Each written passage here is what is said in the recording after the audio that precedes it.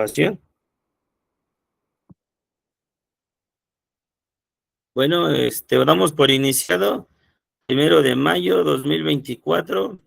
Esta ponencia máster es de calidad esta ponencia, ya que no todos se han atrevido a indagar, analizar y a investigar acerca de este fenómeno del sicariato.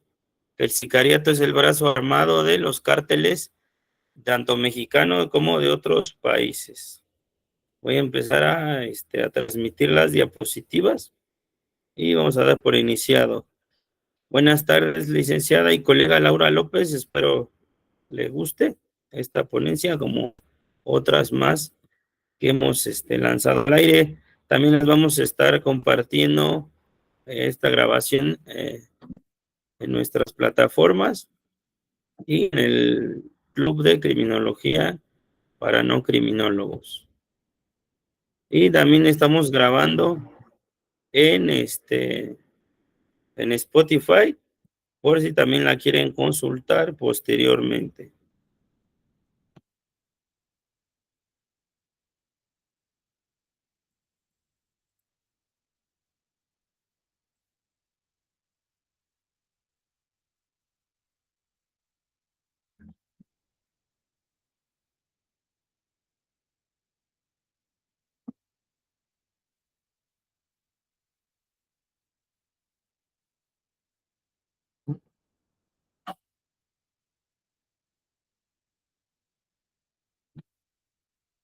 Un segundito.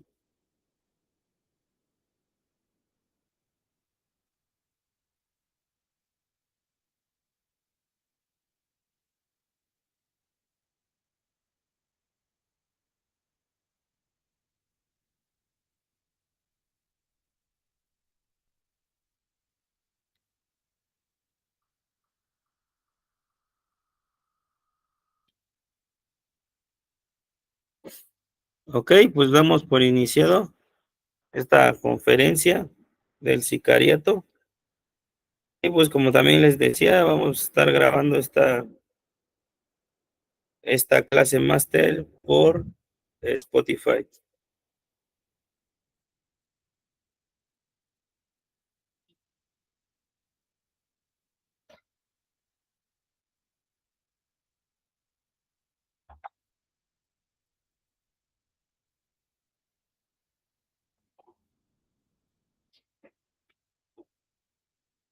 Un segundo.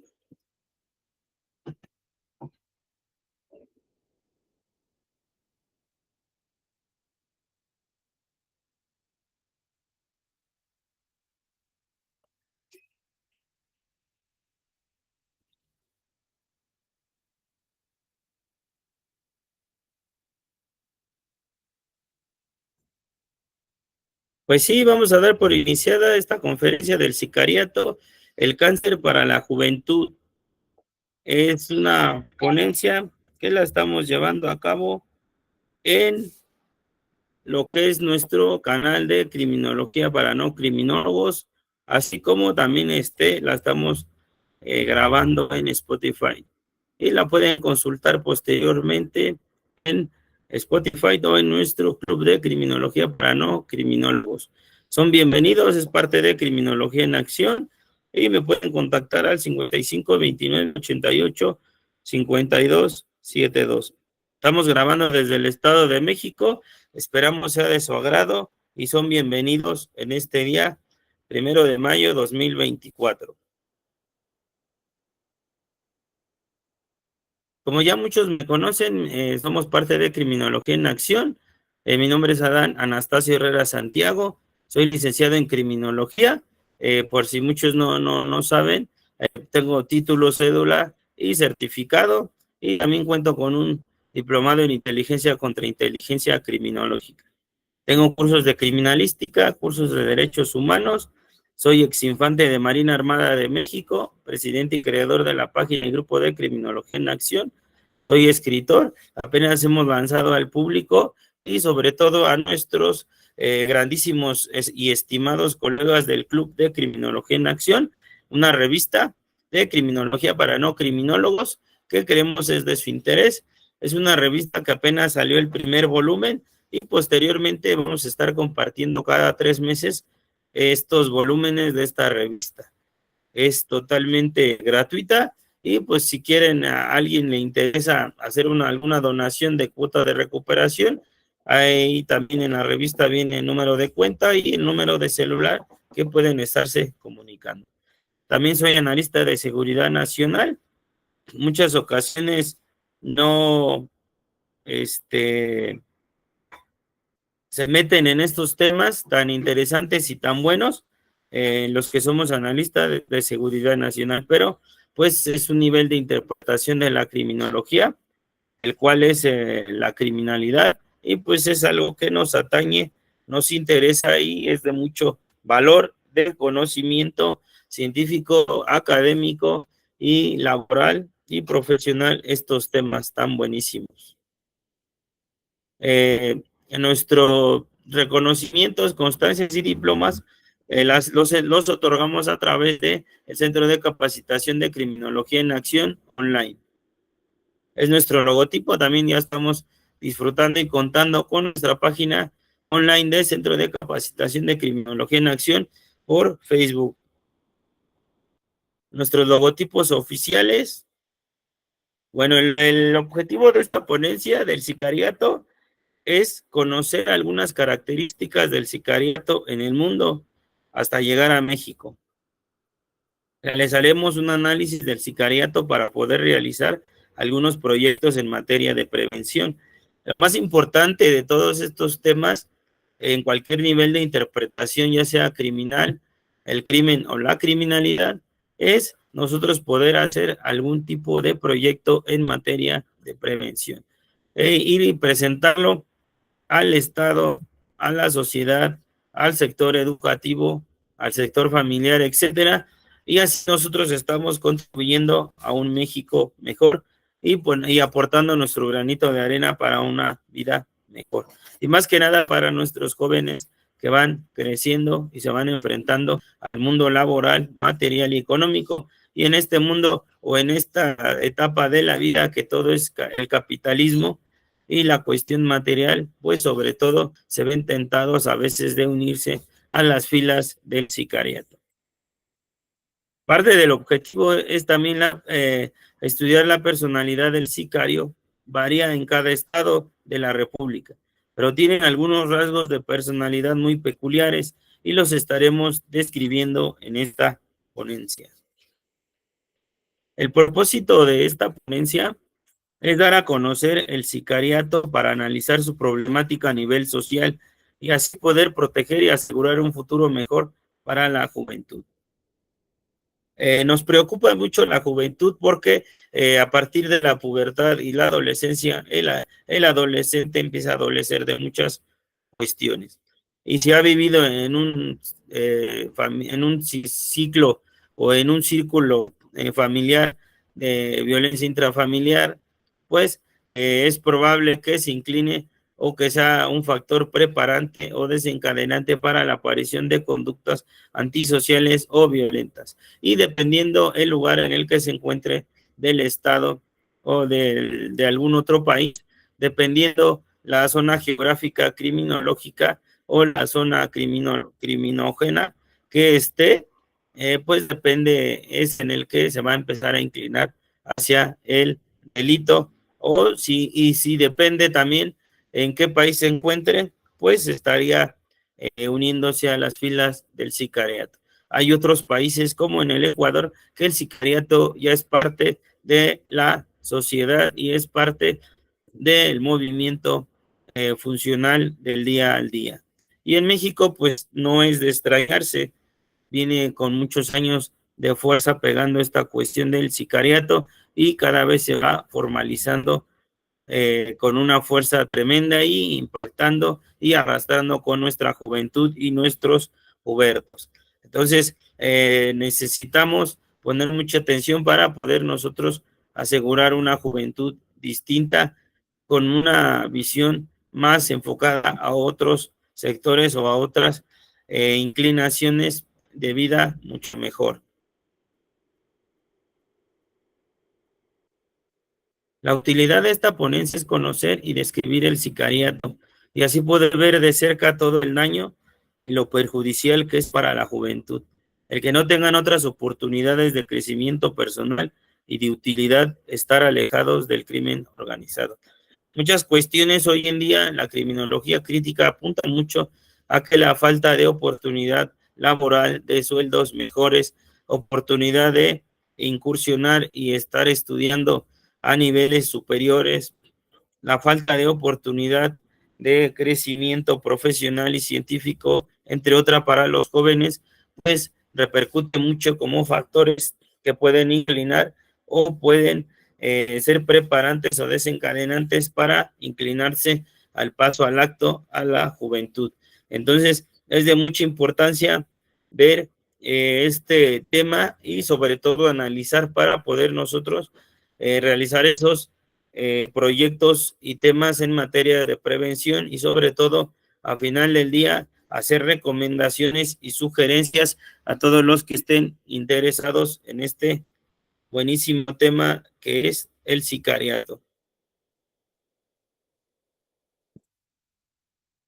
Hay unos lugares del estado de la República en el cual el sicariato ya es una forma de vida, es a lo que anhela el joven, es lo que aspira el adolescente y es una forma cual se encamina hacia su superación personal, haciendo a un lado la cuestión académica, científica, de superación personal e intelectual, y se inclinan más por esta cuestión de el sicariato. Es una cuestión de apología del delito en la cual les atrae mucho por que todos andan, o en la mayoría de los casos, con carros del año, armas largas y traen mujeres extremadamente hermosas y bellas, y pues se les hace algo más fascinante traer la cartera con dólares que dedicarse años a estudiar.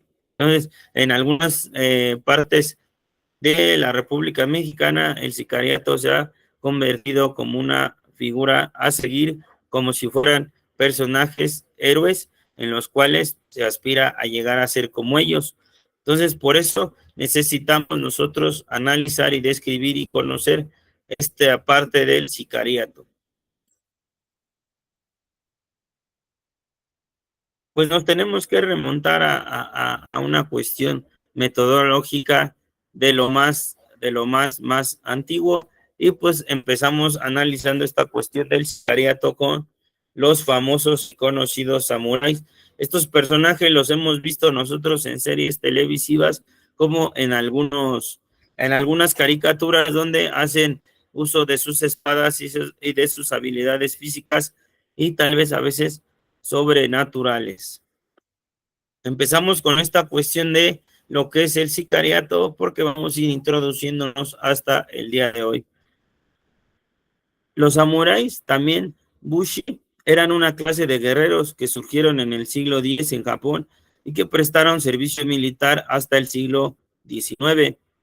Soldados de élite y altamente entrenados, expertos en el uso del arco y la espada. Los samuráis eran un competente esencial de los ejércitos japoneses en la época medieval.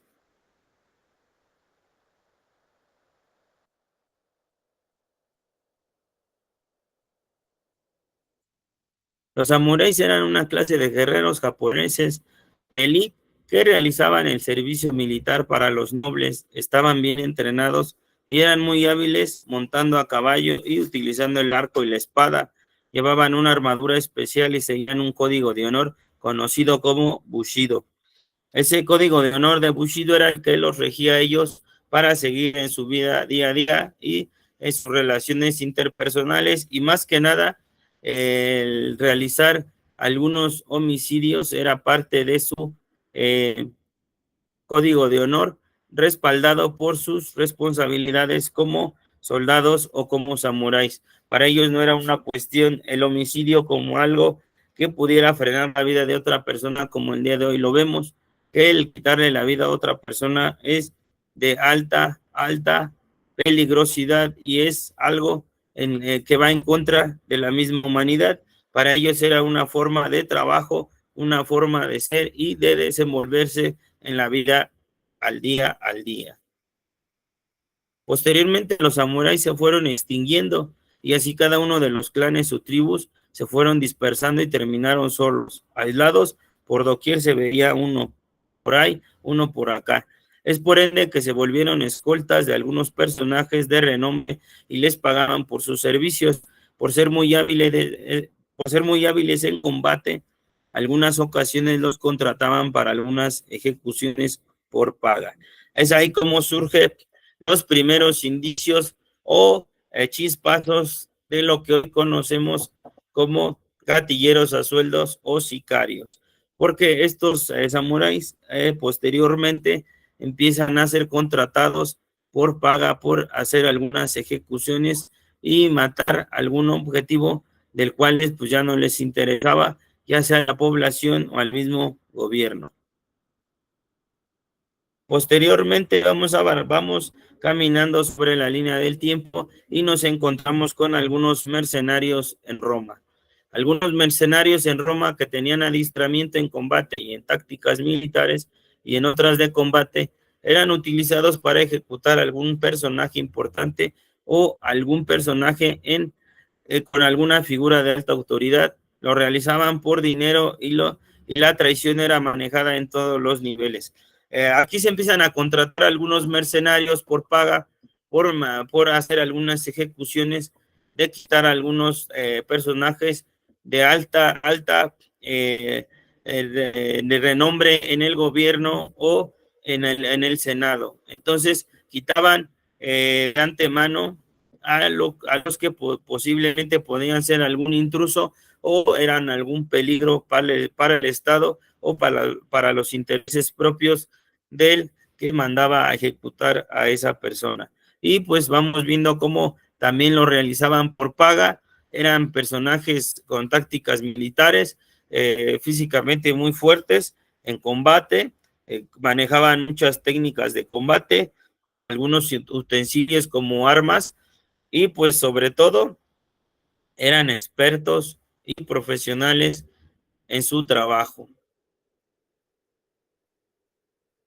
Pues vamos viendo cómo la Real Academia Española nos da una definición de lo que es sicario, coma riam, del latín sicarius, asesino asalariado, asesino matón, sinónimos o afines de sicario, ria, asesino matón. Pues la misma definición nos va dando esa definición de lo que es el sicario. Hoy en día,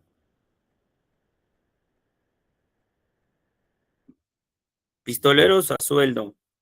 Término pistolero es en realidad una palabra bien moderna, empleada en las películas y la literatura del siglo XX.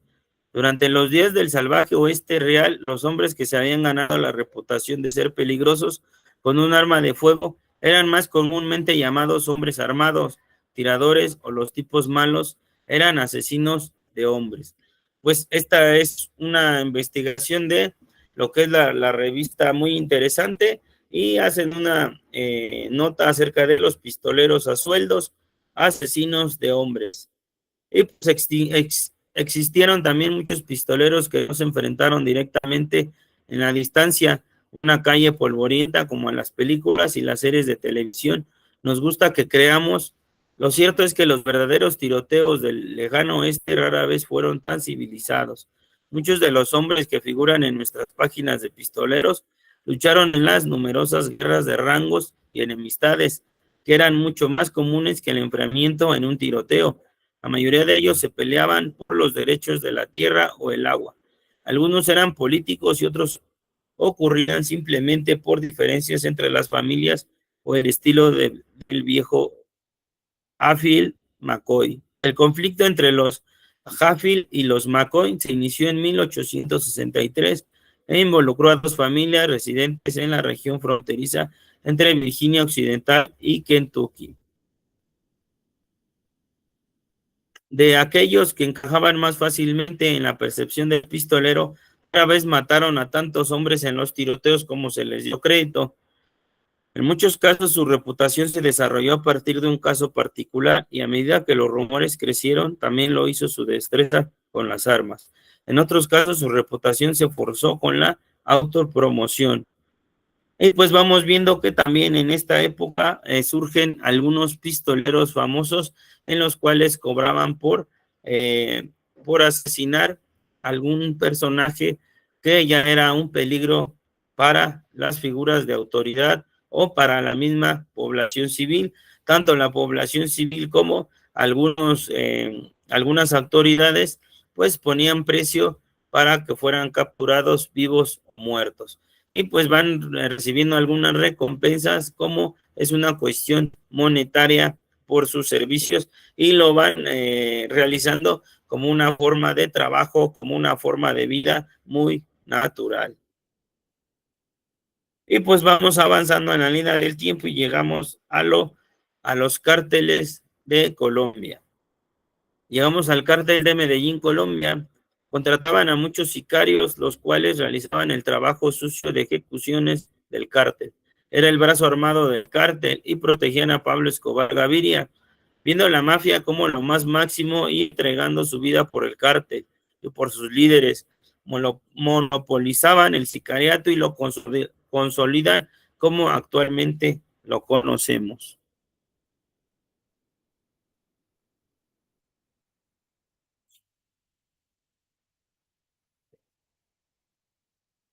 Hoy en día vamos viendo cómo el sicariato en el mundo es una figura más vista y modificada y monopolizada a partir de estos cárteles de Colombia.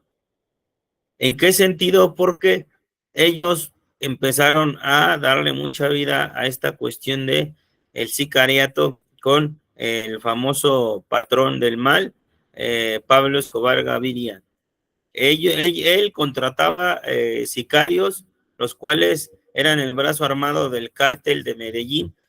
A través de sus sicarios fue como el cártel empezó a crecer muchísimo porque empezó a inculcar mucho terror y mucho miedo en la población civil y hasta el mismo gobierno lo hizo temblar. Ellos daban la vida por el patrón, por el cártel. Para ellos era lo máximo ser parte del sicariato, era lo más que se podía aspirar en ese tiempo y pues más de medio Medellín, Colombia, pues pertenecía al cártel de Pablo Escobar Gaviria.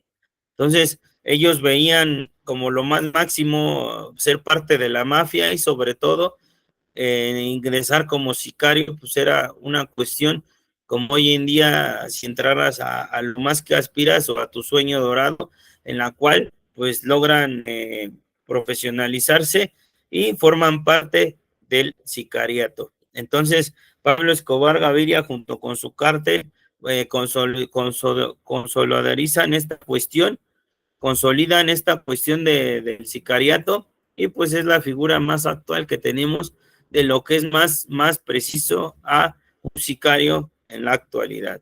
Más violento, más sanguinario, más calculador, con mucha inteligencia y estrategia en combate y militar, y pues no tiene ningún freno más que recibir las órdenes y ejecutarlas.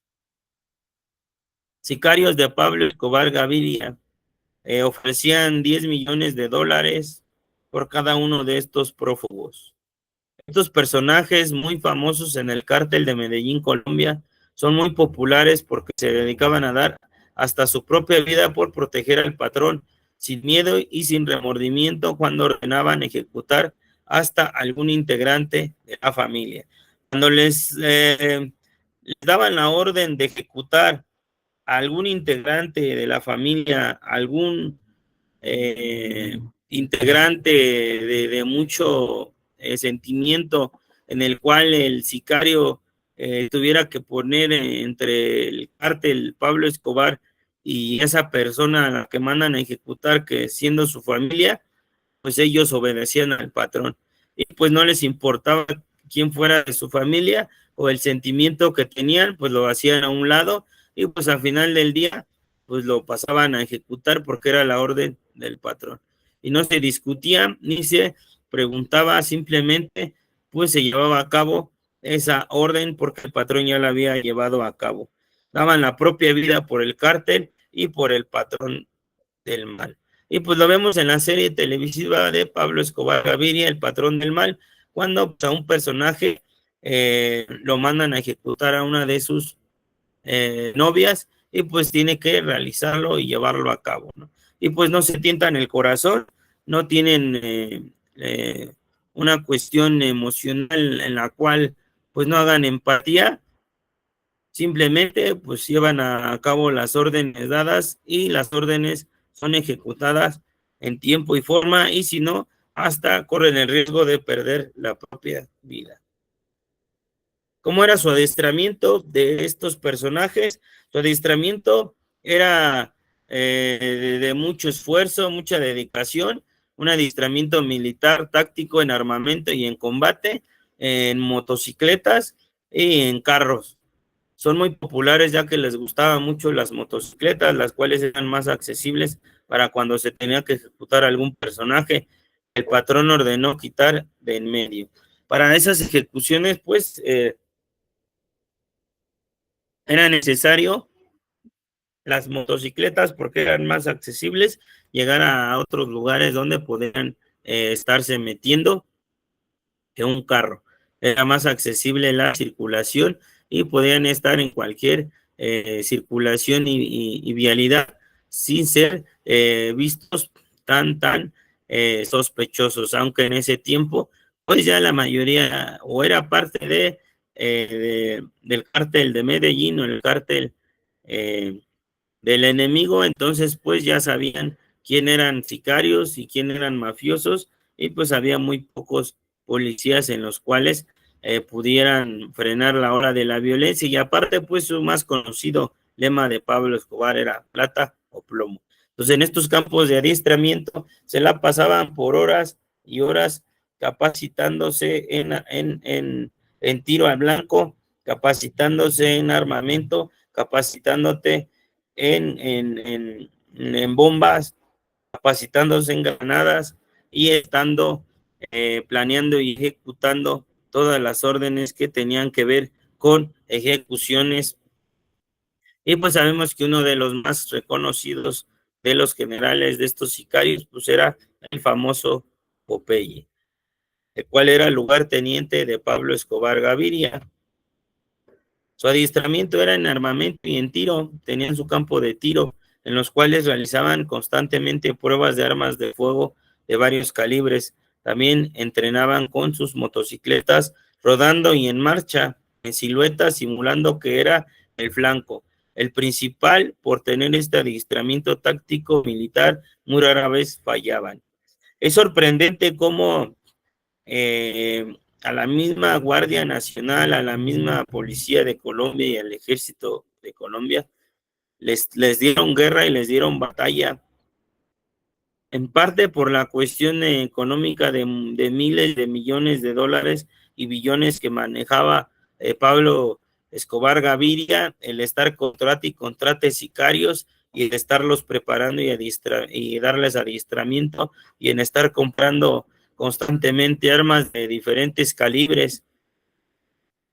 El ingresar al sicariato con el cártel de Medellín, Colombia, pues no era tan fácil, no era tan sencillo el pasar los círculos de seguridad para llegar al patrón.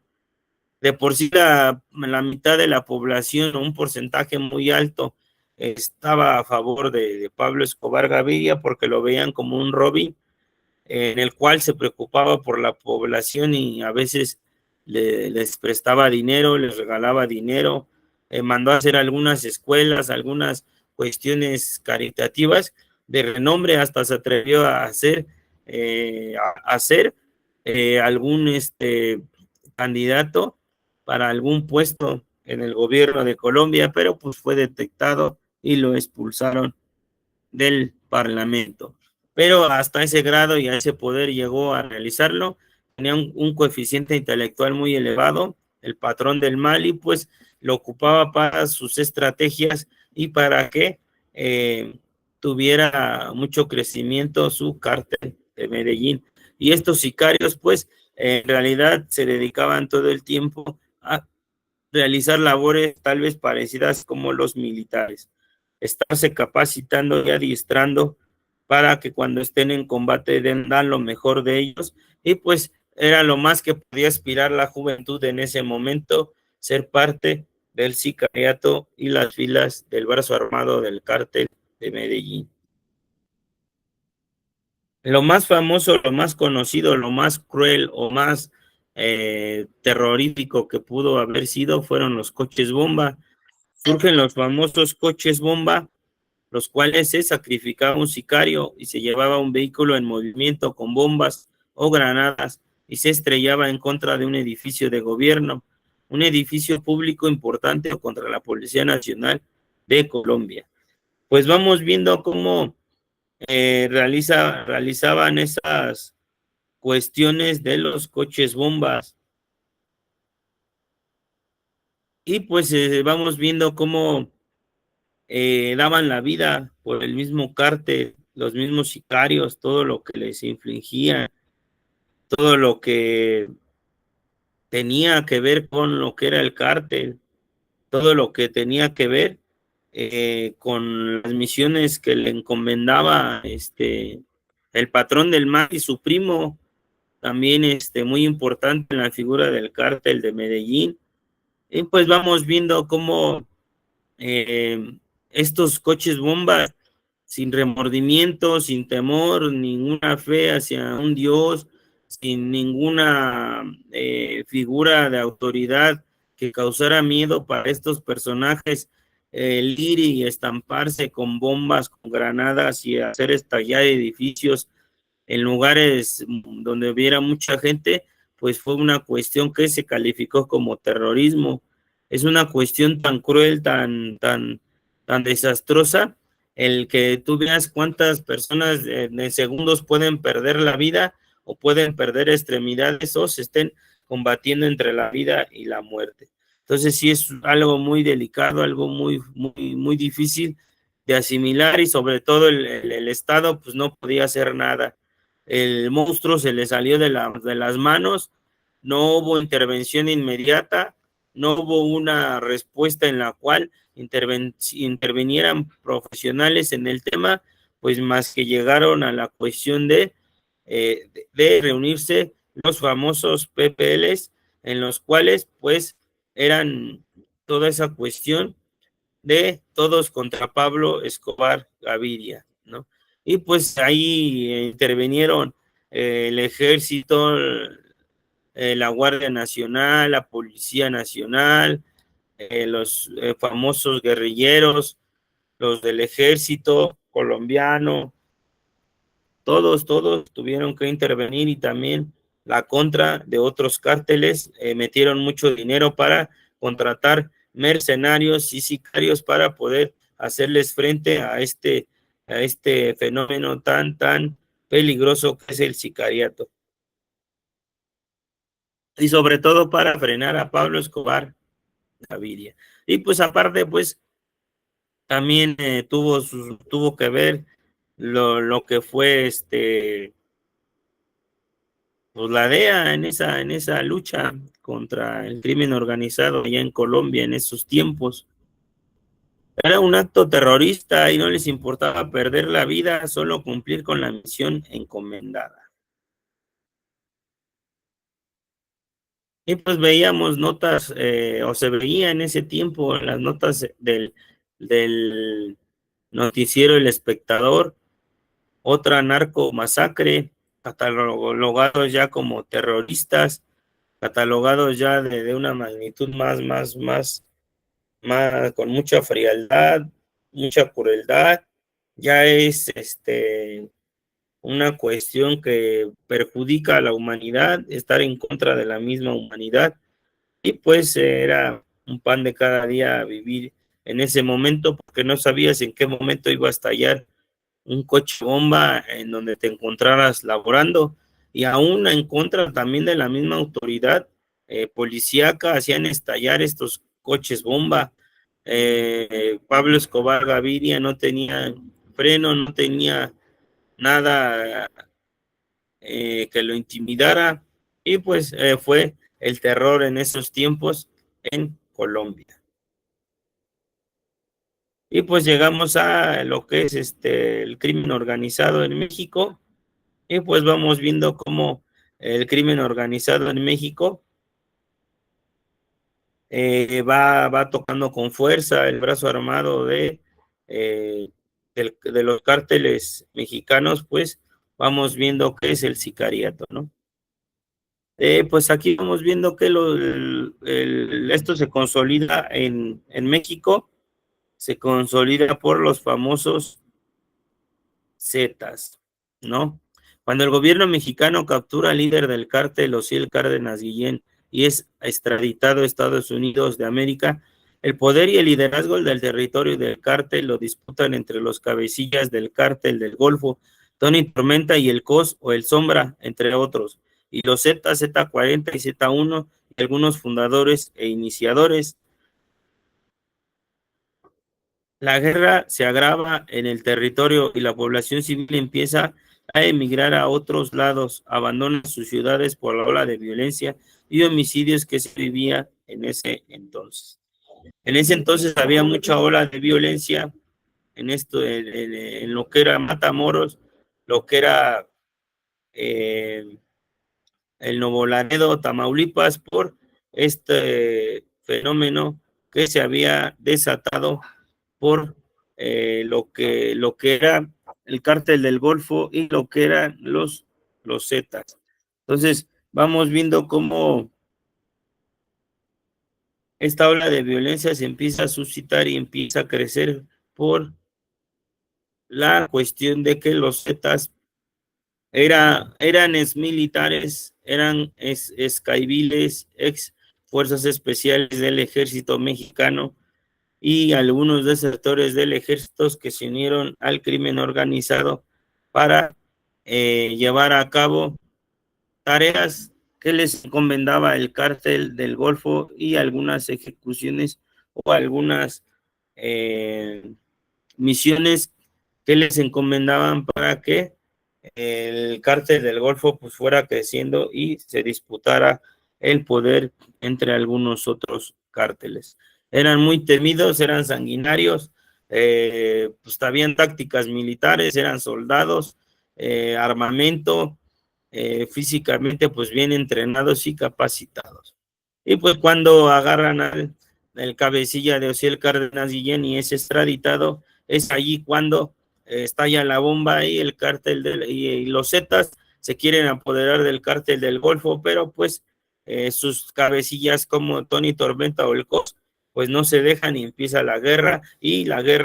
y se empiezan a disputar el territorio de Tamaulipas y Nuevo Laredo, y hay una ola de violencia muy grande en estos territorios en esos años. Y pues los fundadores, como bien se ha visto en las noticias, se sabe, pues Arturo Guzmán de Cenas, el Z1 abatido, Heriberto Lascano, el Lasca abatido, Miguel Ángel Treviño Morales, Z40 detenido, Omar Treviño Morales, Z42 detenido, Iván Velázquez Caballero, el Talibán detenido, Gregorio Saucedo Gamboa, el Goyo detenido, Flavio Méndez Santiago, el Amarillo detenido, Sergio Peña Mendoza, el Concord detenido, Raúl Lucio Fernández, el Luqui detenido, Sergio Enrique Luis Lapanco, el Tlapa detenido, Sigifredo Nájera Talamantes, el Canicón detenido, Jaime González Durán, el Humer es detenido. Y pues vamos viendo cómo estos personajes de mucho renombre en el cártel del Golfo y en los Zetas, pues desataron una ola de violencia en todo el territorio mexicano. Y pues llegó el momento en el que pues se hizo la guerra contra ellos del mismo gobierno mexicano, porque se dedicaban, entre muchas otras modalidades de su crimen organizado, a que secuestraban a personas inocentes y adolescentes para unirlos y alistarlos como sicarios y prepararlos para que estuvieran a sus órdenes. Hoy en día en Nuevo Laredo y en Tamaulipas se disputan todavía estas células muy pequeñas de cárteles de los Zetas en el clan Treviño y el cártel de Nuevo Laredo, y también con los del cártel del Golfo. La vieja escuela, el cártel del Golfo.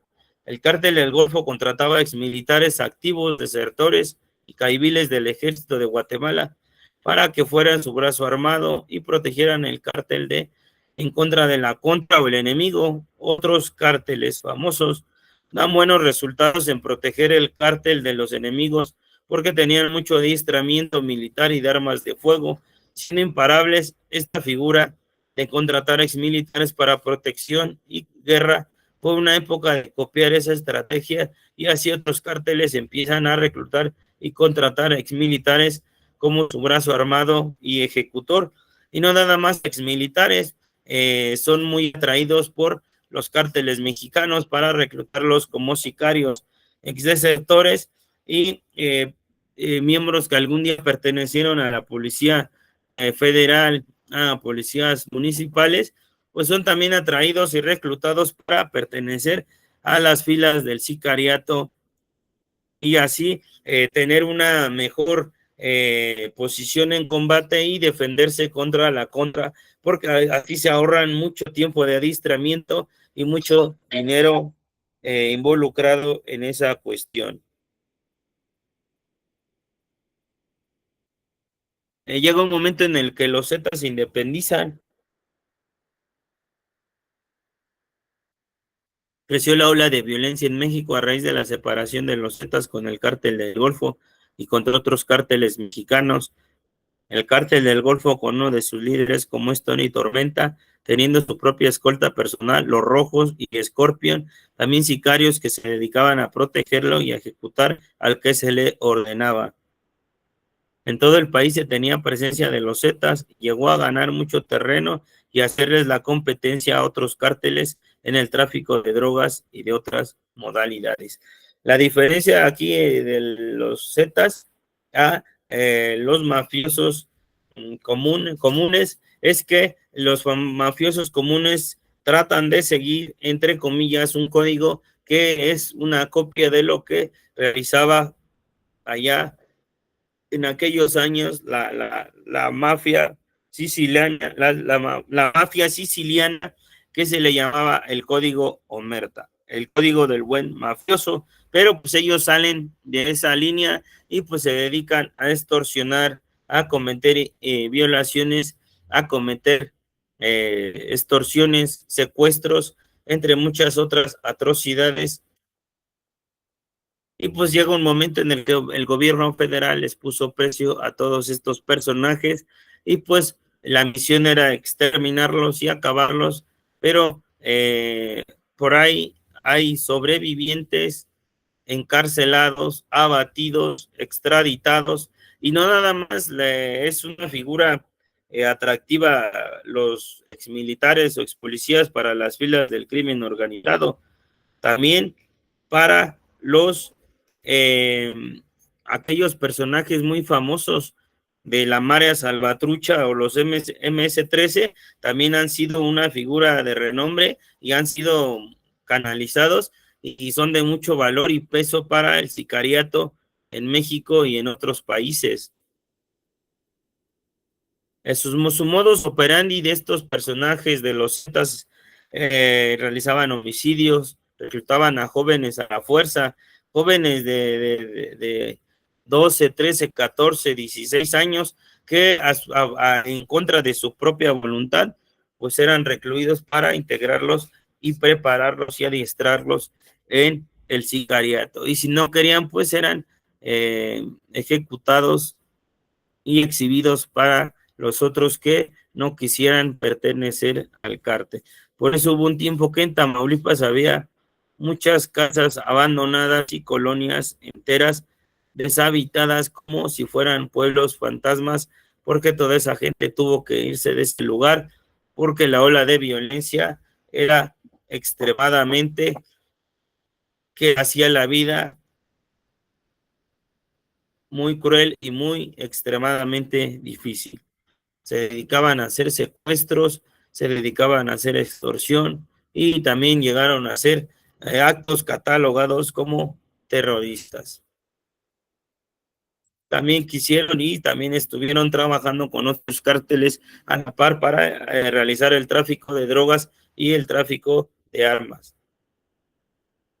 El trata de personas también fue muy conocido en esta modalidad, entre ellos porque también llegaron a realizar ejecuciones masivas de migrantes que fueron encontrados en fosas clandestinas y muertos de más de 70 personajes que querían e intentaban realizar el sueño americano y pues fueron abatidos y fueron ejecutados por estos Zetas en ese tiempo.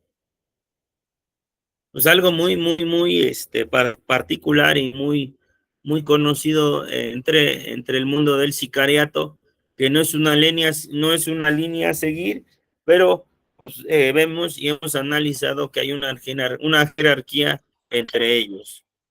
Pues vemos que esta jerarquía entre ellos empieza desde lo más bajo hasta el patrón o el capo del cártel.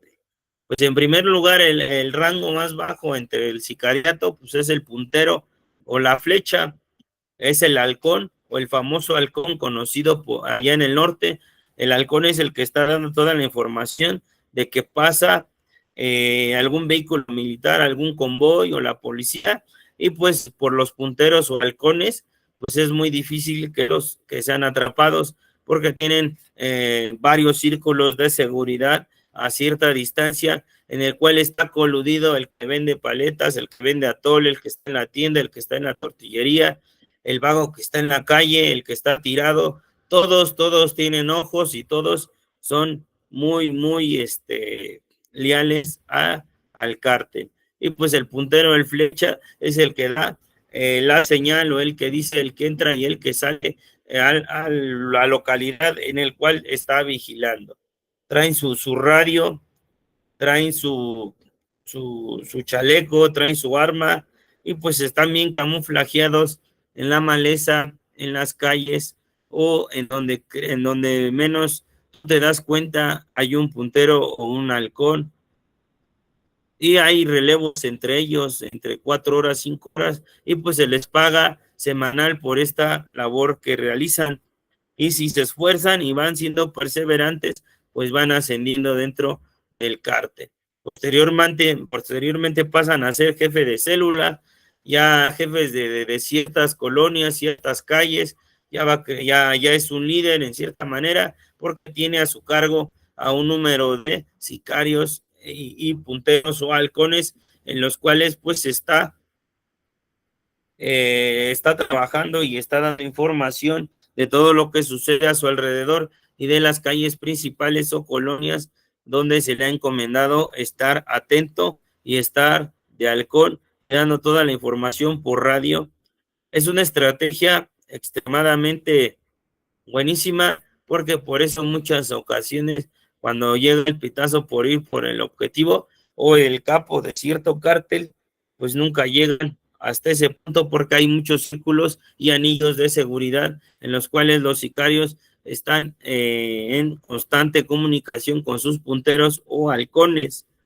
El jefe de zona o de plaza, ya estamos hablando de un territorio más amplio, estamos hablando tal vez de cierto pueblo, de cierto estado, en el cual pues ya marca más territorio y es jefe de plaza, y pues ahí es ahí donde empieza el poder y el rango más elevado, ya tiene a cargo mucha gente en la cual tiene que infiltrar terror, tiene que infiltrar miedo para que pues no les tengan problemática, ¿no?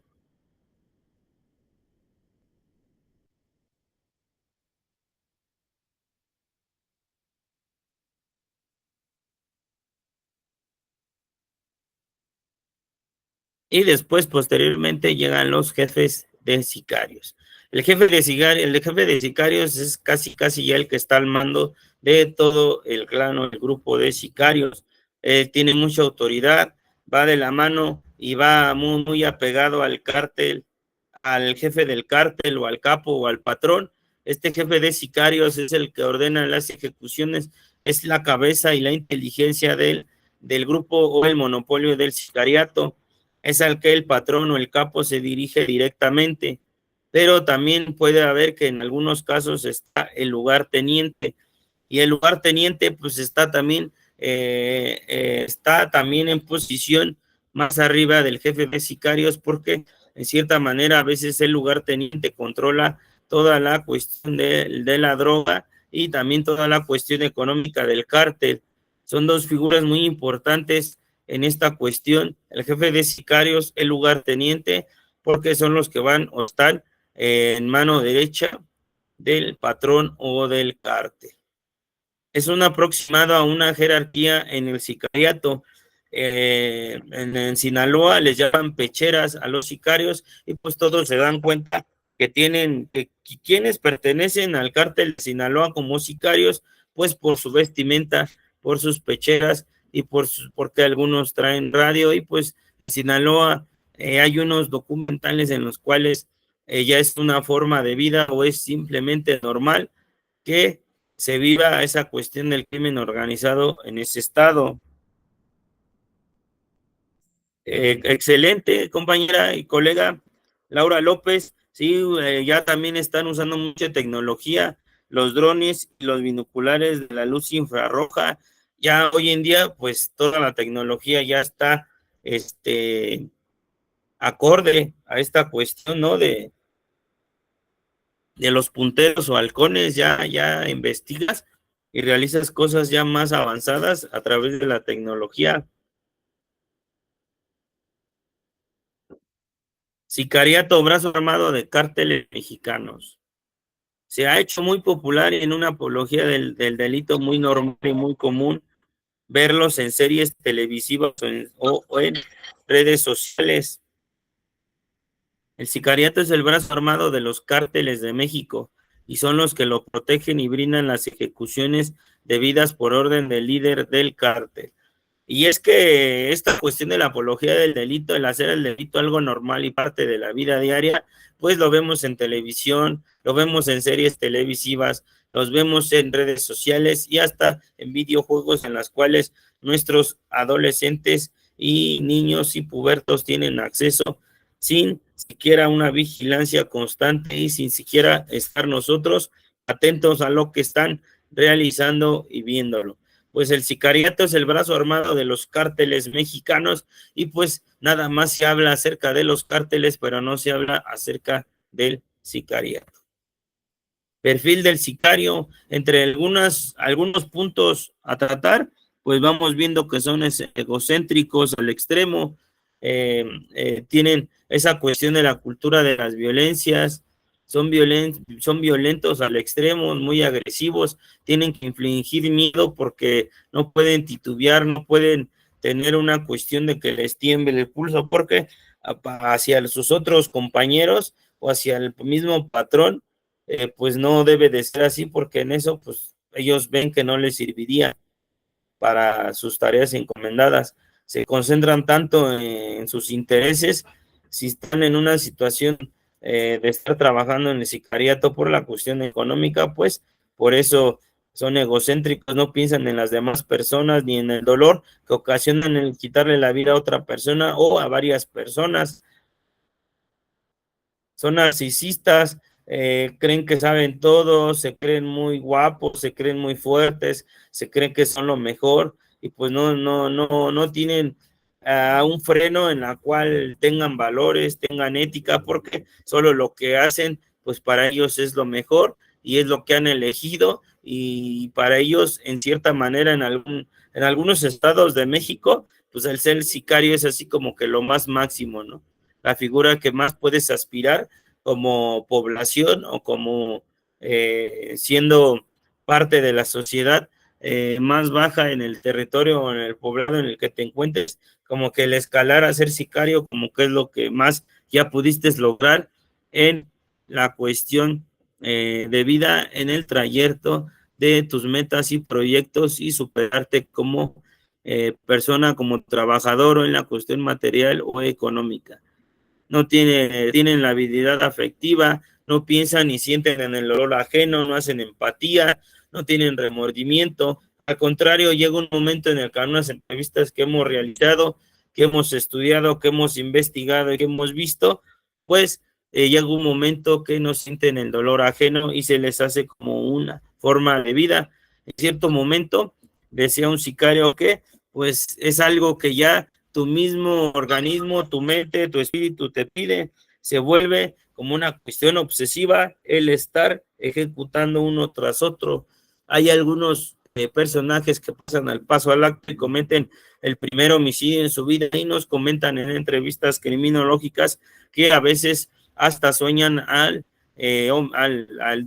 occiso y pues les causa mucho miedo al principio, pero esas pesadillas se van haciendo cada vez menos y pues se vuelve una forma de vida más normal.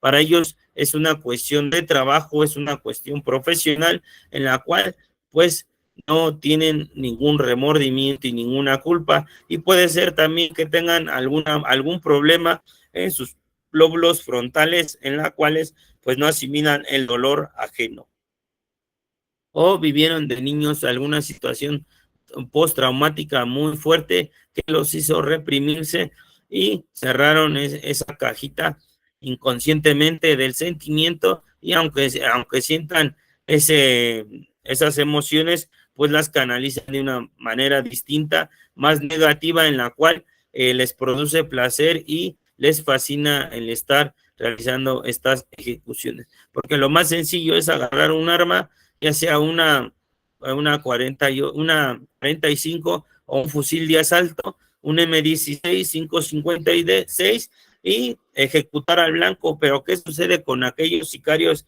que realizan ejecuciones con cuchillos y destazan a las personas y las descuartizan y las avientan en una bolsa y las avientan a un puente, o dejan mutilada a alguna persona en algún puente, exhibiendo al cártel enemigo que ellos pues no se van a andar con rodeos? Es algo más delicado, es algo más difícil de asimilar y es una cuestión más de perversidad, de una cuestión más de alto índice de riesgo social que implica esta cuestión de este tipo de sicarios.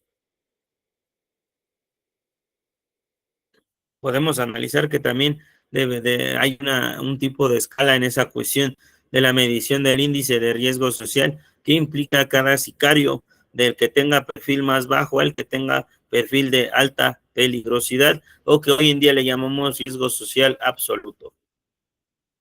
Tienen inintimidabilidad, esa cuestión que no tienen miedo a la norma, a la ley, a ser recluidos en un penal, a perder la propia vida o a que sean arrestados o perseguidos de por vida por alguna autoridad civil o militar. Son codiciosos, son codiciosos porque en esa cuestión pues van tras el dinero, tras los dólares, tras el dinero, porque pues desde el perfil más bajo hasta el más elevado va a esa situación económica de menos a más, y pues llega un momento en el que si son profesionales en esta cuestión pues son bien pagados por su trabajo del sicariato. Son obsesivos porque llega un momento en el que se les vuelve una cuestión obsesiva el estar ejecutando a otro ser humano. Conocimiento de estos personajes tienen algunos puntos claves en su personalidad que conocen o tienen adiestramiento en conocimiento de armamento. Manejan varios tipos de armamento. Hay armas cortas y armas largas, hay fusiles de asalto, hay calibres permitidos de uso y exclusivo del ejército y fuerza aérea. Y también hay calibres para la población civil, para uso legítimo de la defensa.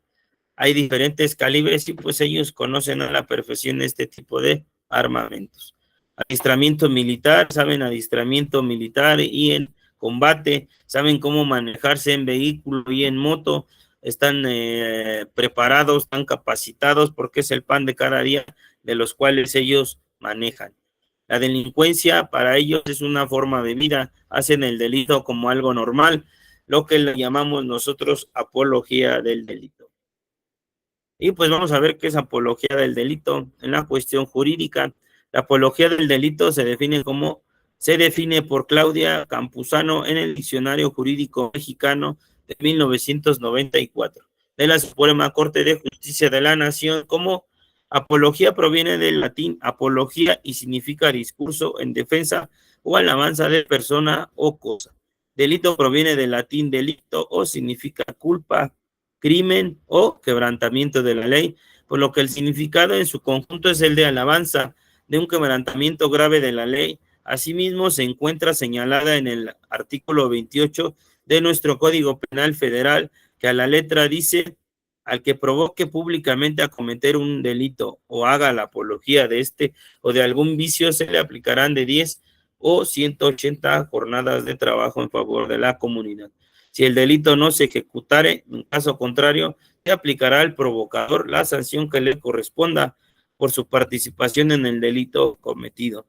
Lo anterior recordando siempre que, si bien es cierto que todos los ciudadanos mexicanos contamos con el derecho a la libre expresión, este no contempla el discurso de odio.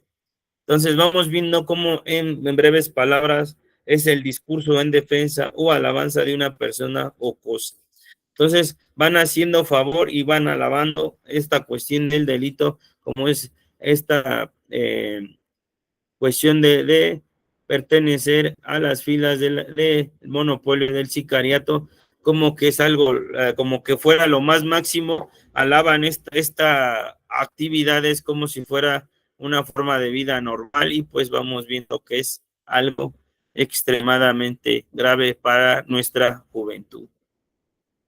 Juventud está en todas las redes sociales viendo, escuchando música, series de televisión, en videojuegos, que los que dedican al crimen organizado traen mujeres muy atractivas, carros del año, armas, ropas de marca, y lo proyectan de una forma normal.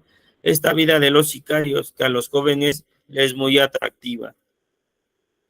Es muy delicado este tema porque a la juventud se le está haciendo muy atractiva, a la adolescencia, y dependiendo en el estado que se encuentre de la República, en bajos recursos, pues es obvio que va a empezar a repercutir en sus emociones, y si no tiene oportunidades laborales de llegar al sector educativo, oportunidades de salud, de alimentación, y nada más tiene a la mano y el acercamiento con el crimen organizado, pues en cualquier momento puede que se aliste al monopolio del sicariato.